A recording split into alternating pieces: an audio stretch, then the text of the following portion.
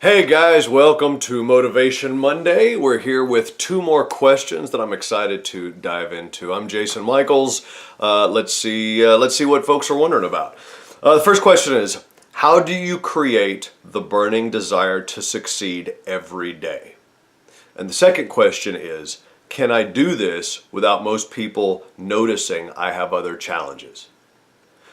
First off, thank you for asking that question. I mean, that's very heartfelt. It touches something within me.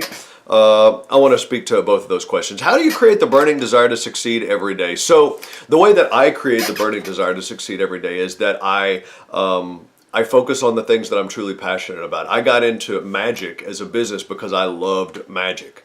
I just fell in love with magic, and that's what I knew I wanted to do. I loved to act. I loved to be on stage. I wanted to find a way, and it took a lot of work. It took a lot of creative thinking, figuring out how to make something that I was passionate about a business. So the burning desire has been there every day. Even when I work for 16 hours a day, it still is enjoyable, and I have the burning desire because I'm doing something that I love. So I think finding something you're passionate about is one way to find sort of your burning desire to succeed. I would also mention that I'm very goal-oriented, and I have big visions for things I'm trying to accomplish. So what I do is I write down my goals and dreams. I've got tons of papers over the years. I mean, I've got them filed where the things I've written down that I wanted to accomplish. If I have a dream that I have in my mind, if I'm using my imagination to see what I want to accomplish, if I have a goal I'm going after, and I write it down, physically write it down so I can see that on a daily basis, and I put it up next to my computer so I can read what I'm aiming for, that also helps fire me up and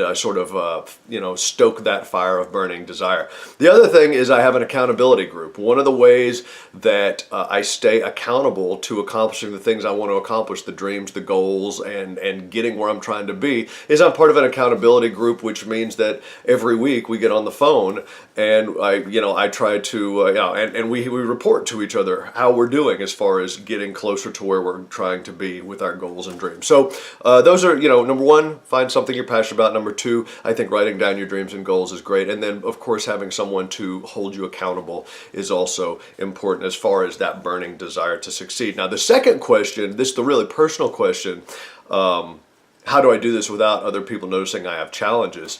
Let me just say to you right now, everybody has challenges. Some of us have very visible challenges. Others of us have invisible challenges that people can't see. But I assure you that everybody that you've ever met has some sort of a challenge they're dealing with. Sometimes they're physical, sometimes they're mental, but everybody's dealing with a challenge. I was talking to a friend of mine, and he pointed something out to me one time, and he said, sometimes the secrets that we're keeping, they're only secrets to us. The world already knows. Like with me having Tourette syndrome, sometimes I like to think that people don't notice I have Tourette syndrome. But of course, I can be out and about and I might twitch and tick and people may not say anything, but I'm sure there's plenty of people who notice it. And I like to think nobody's paying attention, but the simple fact of the matter is, sure, there are people. And the only person, when I say, oh, I'm keeping it a secret, the only person I'm really keeping a secret is like, I think I'm keeping a secret. The rest of the world can already see it. So to answer your question, it's okay to have challenges because everybody has challenges. And for me, the thing that absolutely gave me the most power and made the most difference in my life was being willing to own it. And it was extraordinarily difficult. I couldn't tell you, I'm talking about for decades. I'm talking about my whole life. I didn't want to own it. I didn't want to even admit that I had Tourette syndrome to other people. But when I finally did start doing that, it was incredibly healing, and it helped me empathize more with other people who have challenges as well. So I hope that helps answer your question. I hope that you understand that I really feel your pain.